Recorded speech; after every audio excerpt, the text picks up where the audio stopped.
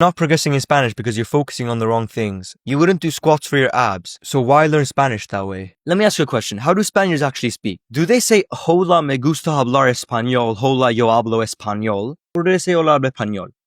Or let's just have these words here. Aquí estoy, escúchame, es que hay muchos problemas. Okay, I've given this example many times on my channel. A native would say, aquí estoy, escúchame, es que hay mucho problema. You see how they're sort of skipping letters and sounds, and with certain vowels, they're just smushing words together. And so real Spanish has correct vowels, like we mentioned as well, Eduardo. They have the different letters that are pronounced correctly. They speak faster, they drop letters, and they combine words, and they have their own accent. Now, Eduardo chose the Andalusian accent, which, granted, is a very good accent. His accent's actually very, very impressive. I would actually say his transformation is like on par with mine, if not a little more impressive than mine, which is insane, which also just proves how effective the method actually is. And so the simple question is, if someone was to learn English to go to the US, would they study the Indian accent or the American accent? Of course, the American accent.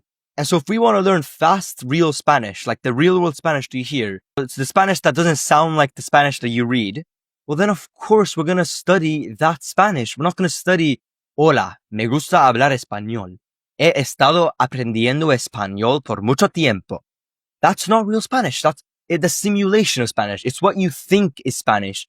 It's what the Duolingo course makers have put into our minds and said that, okay, this is the way that you learn Spanish. And they manipulated it by adding like the dink sound and the icon and the saturated colors that make you feel like you're making progress in Spanish. But it's just a simulation. It's a game.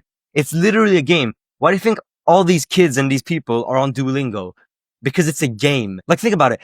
You're studying Spanish. Like, it's, of course, it's gamified, right?